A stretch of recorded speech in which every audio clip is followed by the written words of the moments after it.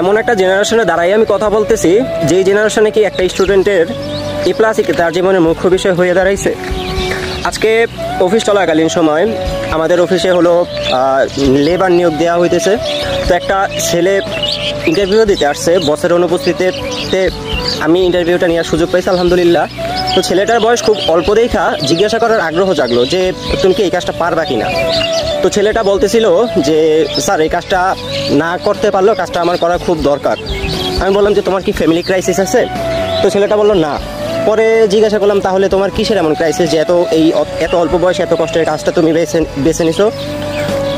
তো ছেলেটা হলো সাথে সাথে কান্না করে দিছে আর আমাকে বলতেছিল স্যার আমি হলো এবার এসএসসি ক্যান্ডিডেট ছিলাম, এসএসসি পরীক্ষা দিছি, তো আমার রেজাল্ট হলো সন্তুষ্টজনক হয় না, অর্থাৎ এক বিষয় নাকি ফেল গেছে। তো তখন আমি জিজ্ঞাসা করলাম ফেল গেছে বেশ ভালো কথা, নতুন করে প্রিপারেশন এটা ভালো করে পড়তা।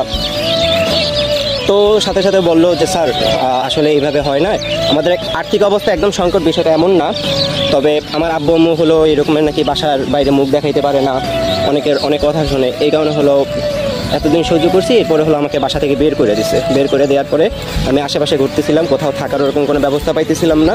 আত্মীয় স্বজনের বাসায় যাবো কীভাবে, যেখানে হলো আপন মানুষই হলো আমাকে বাসা থেকে বের করে দিছে। আশেপাশে হলো কয়েক জায়গায় হলো কোনোভাবে রাত কাটালাম। পরে হলো অফিসের বাইরে হলো 4 দোকান আছে, সেখান থেকে জানতে পারছি যে এখানে নাকি নিয়োগ চলতেছে, সেখান থেকে ইন্টারভিউ দিতে আসা। তো কথাটা শুনে নিজের ভিতর এতটা অনুতপ্ত হইলো বা এতটা খারাপ লাগা কাজ করলো যে একটা স্টুডেন্টের জীবনে একটা এ প্লাস কি মুখ্য বিষয়। তো এই বিষয়টা হলো আমি কিভাবে এক্সপ্লেন করবো আমি জানি না, যার যার সাথে হয়েছে তারাই জানে। আর সকলের উদ্দেশ্যে একটা কথাই বলতে চাই, ছেলে হোক বা মেয়ে হোক, খারাপ রেজাল্ট অপ্রত্যাশিতভাবে হইতেই পারে, এটা কোনো ম্যাটার না। আর এইটা নিয়ে বসে থাকলেও হবে না, খারাপ রেজাল্ট হবে ভালো রেজাল্ট হবে, সব মিলেই হলো আমাদের জীবন। এমন বহু স্টুডেন্ট আছে যারা এ প্লাস মানে কিন্তু আজকে তারা ডাবির শিক্ষার্থী অথবা হলো ডাবির মতো হাজার হাজার শিক্ষার্থী তৈরি করতেছে। তো সেই হিসাবে রেজাল্টের উপর কোনো জীবন নির্ভরশীল হয় না, হবেও না। তো এই বিষয়টা হলো আমাকে খুব বেশি ভাবাইছে, যার কারণে আপনাদের সাথে শেয়ার করা।